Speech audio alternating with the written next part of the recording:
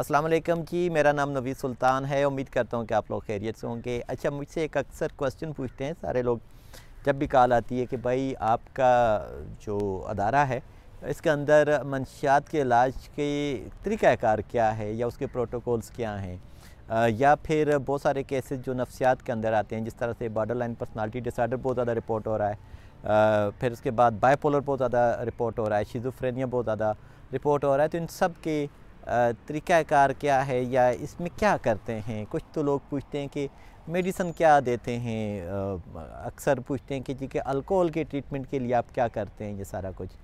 पहली बात तो ये है कि हमने ईच एंड एवरीथिंग रिटन में रखी हुई होती है, तो अमूमन लोग नहीं पढ़ पाते, उसको देखते नहीं हैं या जल्दबाजी में होते हैं, उसकी इतनी अंडरस्टैंडिंग नहीं होती, पूछ कर ही बातचीत करके ही वो करना चाह रहे होते हैं। तो अभी अगर हम अपने डेली विज़िट्स को देखें तो काफ़ी तादाद में लोग जो हैं वो अप्रोच करते हैं और मुख्तलिफ़ सवालात पूछते हैं, तो इतना टाइम नहीं हो पाता कि हर एक बंदे को गाइड कर सकूं। तो अभी मैं आपको एक एक चीज़ बताऊंगा, और ताकि आपको अंदाज़ा हो सके कि ना सिर्फ पाकिस्तान में, पूरी दुनिया में यही तरीक़ाकार अडॉप्टेड है और इसको लेके चलते हैं। बाज़ मुल्कों में या बाज़ जगहों पे 45 डेज़ का ट्रीटमेंट होता है, बहुत जगहों पर 90 डेज़ का होता है, पहले एडिक्शन की हम बात कर रहे हैं। और बाज़ जगहों पर 6 मंथ भी लेके चलते हैं, बाज़ जगहों पर 1 साल तक भी चलते हैं, और अमूमन जब लंबे अरसे तक का कुछ हो तो वो 1 साल तक का भी लेके चलते हैं। लेकिन पाकिस्तान के अंदर कानूनी तौर पर जो अभी राइज है वो 90 डेज़ का प्लान ही है। और 90 डेज़ के अंदर क्या होता है, सबसे पहले जो शुरू के दिन होते हैं वो पेशेंट के लिए भी बड़े चैलेंजिंग होते हैं, उनकी फैमिली के लिए भी बड़े होते हैं, और उस अदारे के स्टाफ के लिए भी बड़े होते हैं। बड़ा एक चैलेंज होता है कि भाई इनको हमने इस टाइम मैनेज करना है। उसी टाइम फैमिली के सवालात भी बहुत ज़्यादा होते हैं, उसी टाइम फैमिली के बाकी मेंबर्स जिनको पता चलता जाता है उनके भी सवालात बहुत ज़्यादा होते हैं। खाना कैसा होगा, रिहाइश कैसी होगी, बिस्तर होगा कि नहीं होगा, उसकी मर्ज़ी का खाना उसको मिल रहा है कि नहीं मिल रहा, साथ में क्योंकि पेशेंट के कोई है नहीं, तो बहुत सारे सवालात जो होते हैं वो जन्म देते हैं और जिनकी जवाबात देना ज़रूरी होता है। और फैमिली को एक एक पॉइंट के ऊपर समझाना बहुत ज़रूरी होता है, क्योंकि फैमिलीज़ इसमें इतना ज़्यादा हम टाइम नहीं होता कि हम उनको गाइड कर सकें, क्योंकि पेशेंट को हम ट्रीट करेंगे या फैमिली को हम ज़्यादा वो करेंगे, किसको वो करेंगे? तो फैमिली क्योंकि आउटडोर होती है, वो हमारे पास होती नहीं है, तो इसलिए उनको हम इन वीडियोस के थ्रू एजुकेट करते हैं। और यहाँ पर सबसे बड़ी बात आती है कि आपको एतमाद कितना है हमारे ऊपर या मेरे ऊपर या मेरी टीम के ऊपर। तो एतमाद के लिए मैं कोई पेशेंट की वीडियोस नहीं बना के शेयर कर सकता, कोई उनकी ऑडियोज़ नहीं शेयर कर सकता, उनके खाने पीने की वो जो चीज़ें होती हैं कि चलो एक हो जाए, वो चीज़ें मैं नहीं करता। वो पेशेंट खुद ही आपको बताते हैं कि भाई हम किस तरह से चल रहे हैं, तो वो आपको करना चाहिए। मैं जो हूँ क्लिनिकल चीज़ों को ज़्यादा लेके चलता हूँ, एडमिनिस्ट्रेशन की जो होती हैं वो हमारी बाकी टीम मेंबर्स देखते हैं, लेकिन उसमें भी कभी इस चीज़ का कभी वो नहीं होता कि भाई किसी को भूखा रखा जाए या किसी के ऊपर ज़्यादती की जाए। ये चीज़ें तो याद रखिएगा। सबसे पहले जब हमारे पास बंदा आता है, तसव्वुर करें कि एक बंदा आ गया, आप वो आइस ले रहा है, हेरोइन ले रहे हैं या कुछ भी उनको प्रॉब्लम चल रही है और उसके साथ वो आ रहे हैं, ठीक है। जो ही वो हमारे पास आएंगे तो ऑन स्पॉट जो है मेडिकल टीम जो होती है उनके वाइटल्स वगैरह चेक करते हैं। उनकी सारी चीज़ें लेने के बाद फिर उनकी लेबॉर्ट्री टेस्टिंग के लिए थर्ड पार्टी हमारे पास लेबॉर्ट्री होती है, वहाँ पर जाकर उनका सैंपल भेज दिया जाता है, जो कि अगले कुछ टाइम में 1-2 दिनों में या सम टाइम घंटे डेढ़ में भी उनका रिज़ल्ट आ जाता है और उसको लेकर चलते हैं, ठीक है।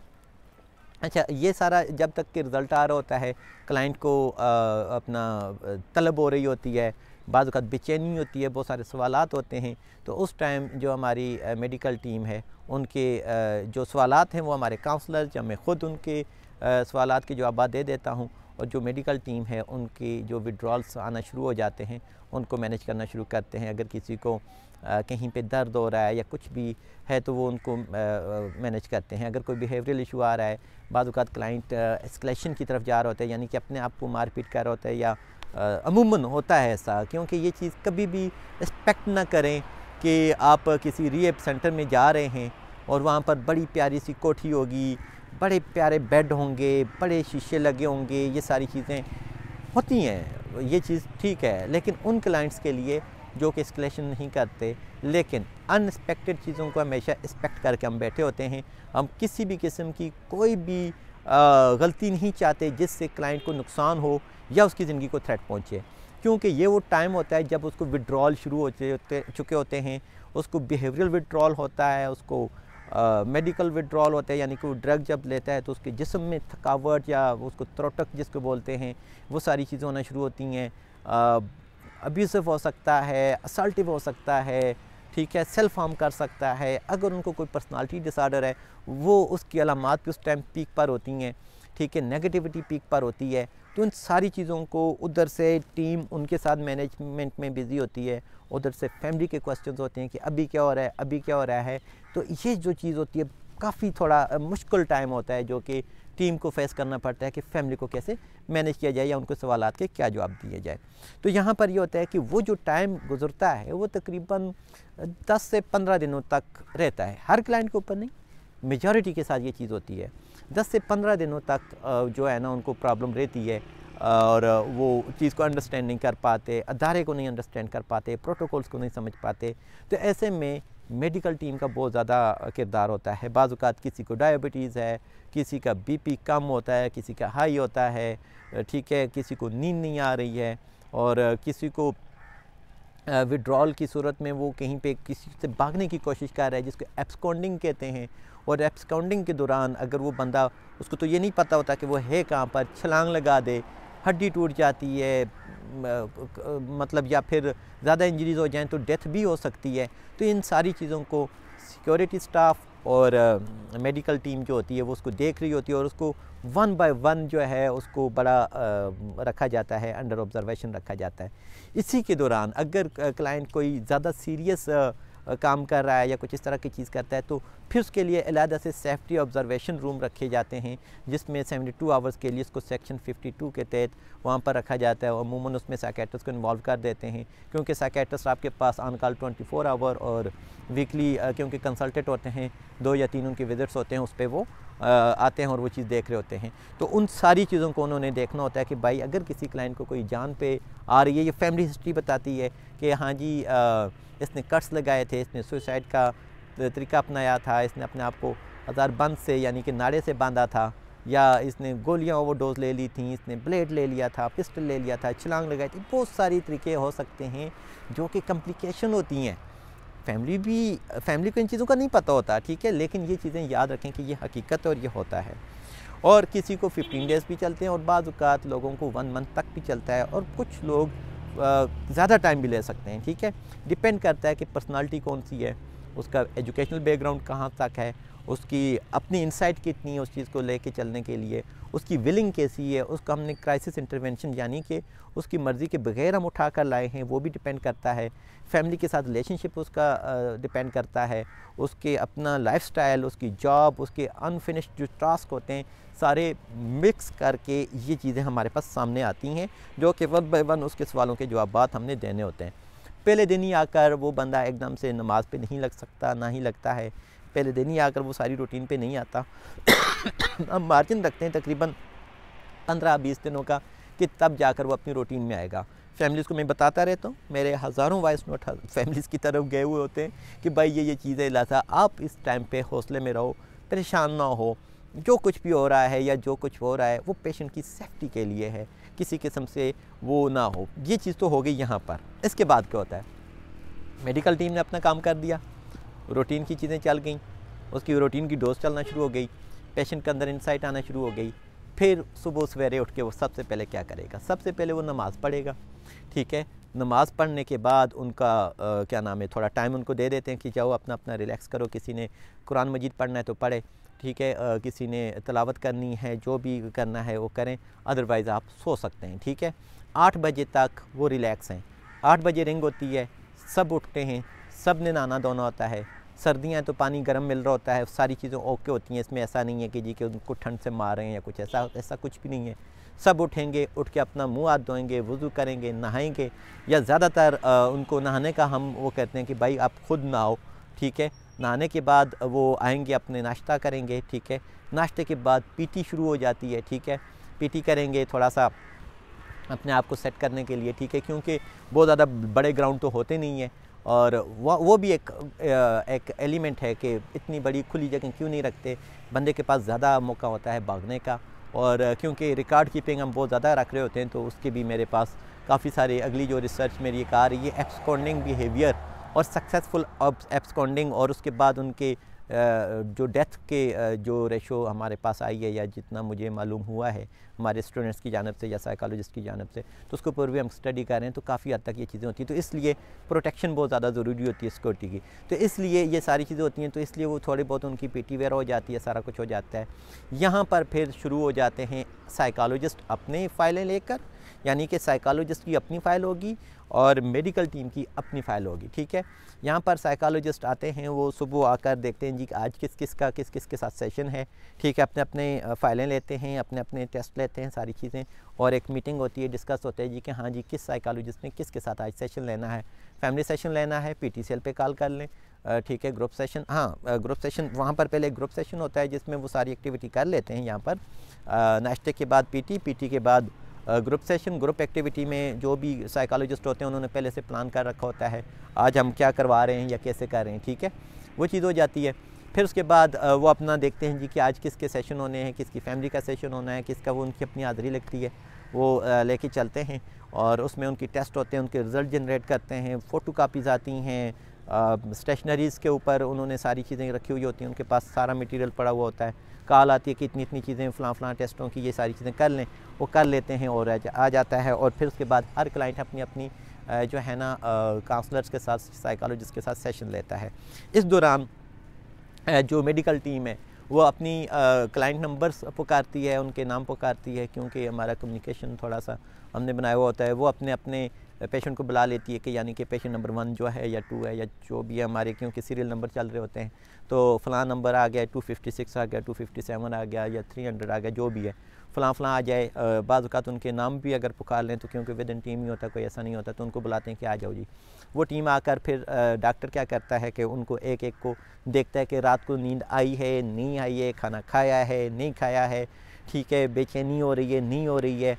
और साइकोलॉजिस्ट जो होते हैं उनको सुसाइडल अटेंशन की जो चेकलिस्टें होती हैं हर पेशेंट के ऊपर लगा चुके होते हैं, MMSE हर पेशेंट के ऊपर लगा चुके होते हैं कि उसका ज़हनी तवाज़न किस हद तक है, उसकी इंसाइट कितनी है, उसको सेल्फ हार्म या असल्टिव बिहेवियर किस हद तक है, वो सारी चीज़ें पहले ही डॉक्टर्स को बता चुके होते हैं। और वो सारी चीज़ें देखने के बाद किसी का पेट ख़राब है, जो कुछ भी है, किसी को दाने हो गए हैं, किसी को ख़ारिश हो गई है, किसी का नींद नहीं आई, ठीक है, किसी को खांसी जैसे आजकल का वेदर चल रहा है, जो कुछ भी है, तो वो मेडिकल ऑफिसर जो हैं उनको देखते जाते हैं और उनको प्रेस्क्राइब करते जाते हैं और वो अपना साथ में पैरेलल वो काम चल रहा होता है। इस दौरान 1 बज जाता है, 1 बजे जो होती है उनकी ब्रेक होती है खाने की और नमाज की, खाना खाते हैं, फिर उसके बाद अज़ान होती है, उसके बाद नमाज़ पढ़ते हैं, नमाज के बाद अगेन साइकोलॉजिस्ट का काम शुरू हो चुका होता है, वो अपना चल रहा होता है और साइकेट्रिस्ट और नहीं सॉरी मेडिकल ऑफिसर जो होते हैं वो अपना काम कर रहे होते हैं, ठीक है। अच्छा, इसी में फिर करते करते 5 बज जाते हैं, 5 बजे साइकोलॉजिस्ट की छुट्टी का टाइम शुरू हो जाता है, जिसके बाद अगेन वो अपनी जो दिन की कार्रवाई हुई होती है वो बताते हैं, आज हमने क्या क्या किया, किस किस का सेशन लिया, क्या क्या चीज़ें हुई। और इस दौरान 5 बजे के बाद ही क्योंकि हमारी नमाज का भी बीच में मगरिब का भी टाइम होता है और क्योंकि वेदर चेंज होता रहता है, लेकिन उस दौरान फिर कारी साहब अपना जो है वो शुरू कर देते हैं, अपना बयान शुरू कर देते हैं, जिसमें मुख्तलिफ़ लड़कों ने या बाकी जो है हमारा जो क्लाइंट होते हैं उन्होंने अपनी अपनी चीज़ें बतानी होती हैं कि अच्छा जी हदीस बतानी है, कुरान मजीद की तफसीर पढ़ रहे हैं या कुछ भी है, या हमने अपनी एक छोटी सी लाइब्रेरी बनाई हुई है, उससे वो अपनी किताबें इशू करते हैं, ठीक है, वो पढ़ के उसके ऊपर डिस्कस करते हैं या जो भी दीन के हवाले से जो चीज़ें होती हैं वो करते हैं, ठीक है। फिर इसके बाद शाम हो जाती है, अगर इसमें उनका खेलने को मूड है तो वो खेलें, ठीक है, इंडोर गेम्स जितनी भी होती हैं वो कर सकते हैं। किसी पेशेंट का क्लाइंट का होता है प्लान होता है आउटडोर विज़िट होता है, उसको आउटडोर वाली टीम उसको आउटडोर में लेके जाती है। पहले तो मैं अकेले लेके जाता होता था, ठीक है, लेकिन अब ये है कि जिस क्लाइंट के ट्रीटमेंट प्लान में है फैमिली ने पहले वो उसको रखा हुआ होता है, ठीक है, उसको बाहर लेके चले जाते हैं या जैसा भी। अच्छा, फिर जो फैमिली सेशंस होते हैं उनके चल रहे होते हैं, फिर रात को 7 से 9 बजे का टाइम शुरू हो जाता है, जिसमें अमूमन मैं फैमिलीज़ को कॉलें करके उनके क्लाइंट्स के हवाले से अपडेट कर देता हूँ, या हमारी टीम उनके हवाले से कोई भी खैर खैरियत होती है वो अपडेट कर देते हैं, या उनके जो मैसेजेस आए हुए होते हैं उनको हम अपडेट कर देते हैं। फिर मगरिब हो जाती है, मगरिब की नमाज़ वगैरह हो जाती है, फिर खाने का टाइम होता है, फिर खाना वगैरह खा के रात को 8 बजे की बाद उनकी अपनी मेडिसिन का टाइम होता है, वो लेना शुरू कर देते हैं। इसके अलावा एक और चीज़ है कि आया कि उनको कोई टीवी वगैरह का है कि नहीं है, तो टीवियाँ कोई इतनी महंगी नहीं होती, एसेट्स होते हैं हमारे हर रूम में हमने लगाई हुई है। कोई 10-12 हज़ार रुपये की एक टीवी आ जाती है, ख़ासकर वो आजकल आई हुई हैं PTCL वाली, ठीक है, वो हर एक जगह पर हमने लगाई हुई हैं, बेताशा टूटी भी हैं, कोई हमारी 8-9 अब तक तोड़ चुके हैं उस विड्रॉल में आकर। लेकिन ज़ाहिर बात है कि हम उस बिहेवियर को समझ रहे होते हैं, अंडरस्टैंड कर रहे होते हैं। कभी हम ये नहीं कहते कि जी कि ये पेशेंट अब पे करेगा या क्लाइंट पे करेगा, ऐसा कुछ भी नहीं है। हमारा काम है उनको सेफ़ रखना और सारी चीज़ करना। इस दौरान अगर कोई ऐसी चीज़ हो भी जाती है, कोई ऐसा नहीं है। वायरिंग हमने कम से कम कर दी हुई है, हमने ज़्यादातर वायरलेस सिस्टम रखे हुए हैं कि किसी के हाथ में तार ना आए, कोई इस तरह का बिहेवियर ना हो। इसीलिए वो हमने PTCL के जो टीवी शीवी सिस्टम लगे हुए होते हैं वायरलेस, वो चल रहे होते हैं, वो अपना करा रहे होते हैं, ठीक है। लेकिन रात को 10 बजे के बाद किसी के लिए जागना नहीं होता, वो सब ने सोना होता है। और फिर हर फ्लोर के अपने जो सिक्योरिटी गार्ड होते हैं, उन्होंने हर 15 मिनट के बाद एक अवेक कॉल देनी होती है कि हाँ जी सब कुछ ओके है और हम ये सारी चीज़ वो कर रहे हैं। हर क्लाइंट के पास अपना पास होता है, उसने अपने जो काम करना है, वाशरूम में जाना है तो वो पास लेके जाएगा, जिससे पता चलता है कि वो कितना टाइम वहाँ पर स्पेंड कर रहा है, ठीक है। अच्छा, ये होती है रूटीन की एक्टिविटी, और हर दिन ही ये एक्टिविटीज़ चल रही होती हैं। फिर जिस दिन साइकेट्रिस्ट आता है, और साइकेट्रिस्ट अपना जिस दिन उन्होंने करना होता है तो उस दिन साइकोलॉजिस्ट भी बैठते हैं, मेडिकल ऑफिसर भी बैठता है, साइकेट्रिस्ट भी बैठता है।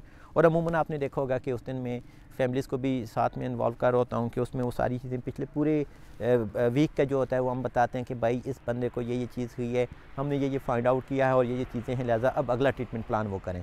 मेडिसिन वही जारी रखनी हो वही जारी रखते हैं, चेंज करनी हो चेंज करते हैं, डोज कम या ज़्यादा करनी हो वो करते हैं, टेपरिंग करनी हो वो करते हैं, ठीक है। जो भी उनको मुनासिब लगता है अपने एतबार से उस तरह से करते हैं, ठीक है। फिर उसके बाद किसी क्लाइंट का डिस्चार्ज होना होता है तो उसको उस टाइम हम वो बता देते हैं कि इसकी जो है ना आप घर जाएंगे तो इनकी जो मेंटेनेंस मेडिसिन है वो आप लिख लें, बनती है तो ठीक है, अमूमन होती है, देनी होती है उनको, ठीक है। इसमें ऐसा नहीं है कोई इस तरह की चीज़, ठीक है। फिर 1 महीना गुजरता है, फिर दूसरा महीना गुजरता है, फिर तीसरा महीना गुजरता है, और साथ में फैमिली भी इन्वॉल्व हो रही होती है, सारा कुछ हो रहा होता है। सुबह से लेकर रात तक हर बंदा कुछ ना कुछ कर ही रहा होता है।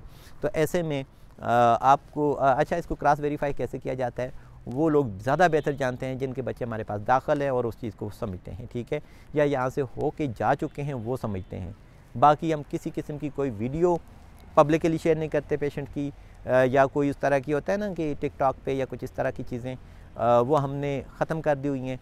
या कोई पहले कभी किसी का मैंने कोई इंटरव्यू लिया हुआ हो उनको भी हम ख़त्म कर देते हैं कि भाई ऐसी चीज़ जो है अच्छी नहीं लगती, क्योंकि जब बंदा बाद में ठीक हो जाता है, मुनासिब हो जाता है, तो कोई परेशानी वाली बात जो है ख़त्म उसको ना हो कि भाई मैं इस इदारे में था या ये वो, कि मुझे ये बिहेवियर जो है मेरा प्रॉब्लम आया था तो मैं इसलिए गया था, कोई इस तरह की चीज़ हम नहीं करते, ठीक है। तो फैमिलीज़ को वही बात है कि ये मुश्किल वक्त होता है, पाकिस्तान में इतना ज़्यादा वो है नहीं है कि क्लियरेंस नहीं होती, चीज़ें क्लियर नहीं होती, कोई रिसर्च नहीं मिलती। फिर हम कहते हैं अच्छा यूके में ये होता है, फ़लाँ जगह पर ये होता है, वहाँ पर तो पेशेंट की मर्ज़ी से चल रहा होता है, यहाँ पर उसकी मर्ज़ी के ख़िलाफ़ क्यों हो।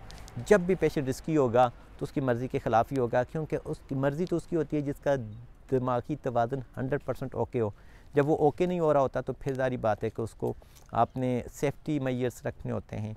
और आपने बहुत सारे हॉस्पिटल्स में देखा होगा कि कुछ पेशेंट्स को वहाँ पर उनको हथकड़ी लगा के रखा हुआ होता है, ठीक है। एक तो जेल डिपार्टमेंट के होते हैं, लेकिन सम टाइम कुछ इस तरह के बिहेवियर के साथ पेशेंट आते हैं जिनका लग रहा होता है कि वो कोई नुकसान हो जाएगा, तो बार बार उनको ओवरडोज करके सुला देना या कुछ ऐसी चीज़ें करना वो नहीं होता। इसलिए सेफ्टी मेजर्स रखना बहुत ज़रूरी होता है, ठीक है। तो ये सारी चीज़ें होती हैं। तो उम्मीद करता हूँ कि आपको समझ आ गई होगी, जितना भी मैंने कोशिश की कि इसमें मैं कवर कर दूँ। फिर उसके बाद हाँ 3 मंथ्स जब गुजर जाते हैं फिर फॉलोअप्स पे होता है क्लाइंट, 15 दिन के बाद वो ख़ुद कॉल कर ले, ख़ुद आ जाए तो भी ठीक है, कॉल पे कर ले तो भी ठीक है। हर एक चीज़ याद रखें कि यहाँ पर 3 वर्जन होते हैं, फैमिली का वर्जन यानी कि वो क्या फ़ील कर रही है, पेशेंट का अपना वर्जन, और तीसरा उसके साइकोलॉजिस्ट टीम या जो हमारी मेडिकल टीम है उनका वर्जन, ठीक है। तीनों मिलके ये ट्रायंगल बनता है, ये तीनों इलाज करते हैं। और अकेला कोई भी नहीं कर सकता, ना हम लोग कर सकते हैं, ना आप लोग कर सकते हैं, ना क्लाइंट खुद कर सकता है। जो फाइंडिंग्स आती हैं ऑन रिक्वेस्ट हम रिपोर्ट भी तैयार करते हैं, ठीक है। हर क्लाइंट की रिपोर्ट होती है, अगर आपको चाहिए होती है कि हमें रिपोर्ट चाहिए, हमें ईमेल करें, किस पर्पज़ के लिए चाहिए वो भी आप हमें ईमेल कर देते हो कि मुझे इस पर्पज़ के लिए चाहिए, हम ये चीज़ करना चाह रहे हैं, तो वो आपको लाजमी किया जाता है। हर क्लाइंट तो ना सही, लेकिन मेजॉरिटी के साथ कानूनी चीज़ें भी चल रही होती हैं, किसी का क्या, ठीक है, सारी बात है। ड्रग एंड क्राइम्स बहुत सारे मिलते जुलते हैं, तो उस सारी चीज़ों को भी हम साथ में देख रहे होते हैं। हम उनको देख के उस हिसाब से आपको हम बता देते हैं। हमारी जो एडवोकेट टीम है वो भी आपको गाइड कर देती है कि हाँ जी, इस चीज़ पे ये है और ये लवाजमात हो सकते हैं, आप इसको ऐसे मैनेज कर लो। फिर बाज़ औक़ात क्या नाम है, क्लाइंट ख़ुद भी हमें बता देता है कि भाई मैं इतना ज़्यादा ये चीज़ें सफ़र की हैं, ये चीज़ फेस की है और ड्रग की ही वजह से की है। तो हमेशा ये याद रखें कि ड्रग की वजह से इंसान की पर्सनल लाइफ, उसकी फैमिली लाइफ, उसकी लीगल, उसकी मेडिकल, उसकी स्पिरिचुअलिटी, हर एक चीज़ मुतासर होती है। और जिसको हम मुख्तलिफ़ टेस्टों के थ्रू हम मेजर करते हैं। टीम हमारी माशाल्लाह से बहुत कमिटेड है, वो अपने काम में लगी हुई होती है और अमूमन उनको ज़ाहिर बात है कि अपना काम जब तक वो ना करें तो उनको थोड़ा सा लगा रहता है। तो इसलिए टारगेट्स होते हैं हर बंदे के कि भाई आपने हर अपने एक साइकोलॉजिस्ट अपने 2-3 पेशेंट्स को लेके उनकी असेसमेंट का वो होता है, ज़िम्मेदार होता है और मैं उनको लीड कर रहा होता हूँ। कुछ मेरे अपने क्लाइंट्स होते हैं जो कि अमूमन में 5 या 10 अपने उसमें रखता हूँ जिनको मैंने सेशंस लेने होते हैं और फिर सारी चीज़ें लेके हम चल रहे होते हैं और ऐसे में एक खूबसूरत इंसान बनाने की हम कोशिश कर रहे होते हैं। आपका भी वही गोल होता है, हमारा भी वही गोल होता है। आखिरी बात अगेन कि ट्रस्ट करें, किसी किस्म का कुछ भी वो नहीं होता कि हाँ जी पता नहीं अंदर क्या होता है, ये नहीं होता, वो नहीं होता। इससे ज़्यादा मैं गारंटी कोई दे नहीं सकता। कोशिश मेरी यही होती है कि फैमिलीज़ को उनके सवालात के जवाब दे सकूं। तो ये एक था और 90 डेज़ समझें, बल्कि 100 डेज़ हम अमूमन अब रख रहे होते हैं। 100 डेज़ का समझ लें या 90 डेज़ से 100 डेज़ के बीच में उसने डिस्चार्ज होना होता है, उसकी रिपोर्ट्स होती हैं, उसकी क्लियरेंस होती है, फैमिली मेम्बर्स ने आना होता है या कुछ भी ऐसी चीज़ें होती हैं, ठीक है। तो 10 डेज़ के हम मार्जिन रख लेते हैं। तो ऐसे में हमारे 90 सेशंस हुए होते हैं।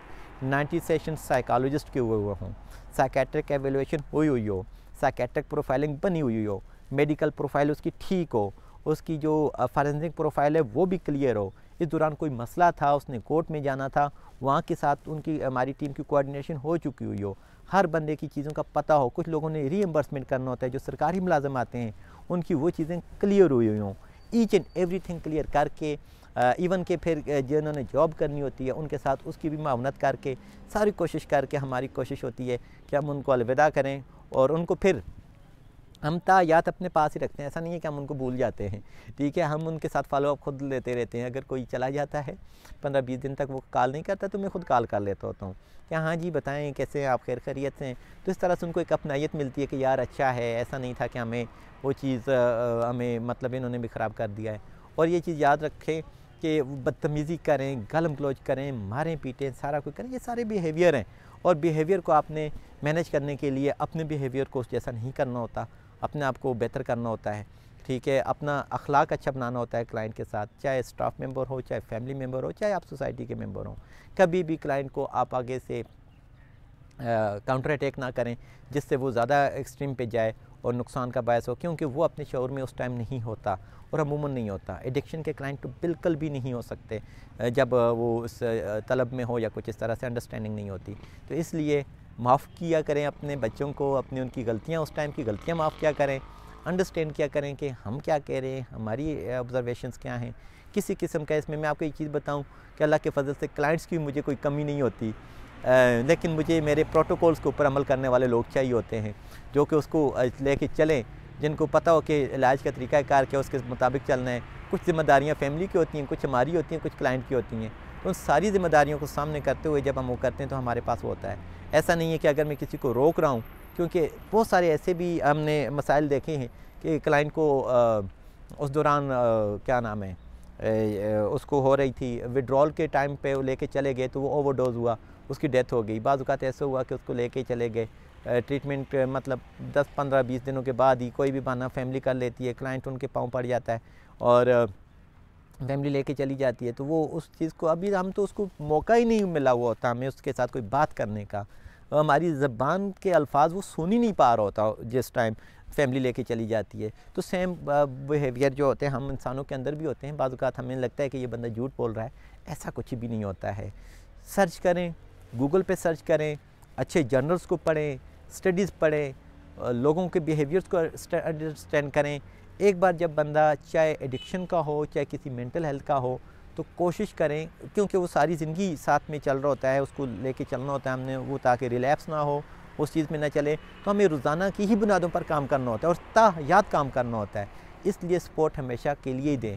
और नए बच्चे पैदा होने वालों को या नए नौजवान जो आ रहे हैं उनको ऑलरेडी आप कोशिश करें कि अपनी खुद आप वजह ना बने उनको किसी ऐसी चीज़ में। चलो मेंटल हेल्थ की बीमारियां तो कुदरत की तरफ से होती हैं, एडिक्शन तो बंदा खुद ही ले रहा होता है ना, तो किसी की वजह ना बने कि वो एडिक्शन की तरफ चला जाए या स्ट्रेस बहुत ज़्यादा ले या डिप्रेशन का भी काज ना बने, किसी की एंजाइटी का काज ना बने। और उम्मीद करता हूँ कि मेरी इस सारी चीज़ की आपको समझ आ चुकी होगी। तो जज़ाकल्लाह इस सारी वीडियो को देखने के लिए। अल्लाह हाफ़िज़।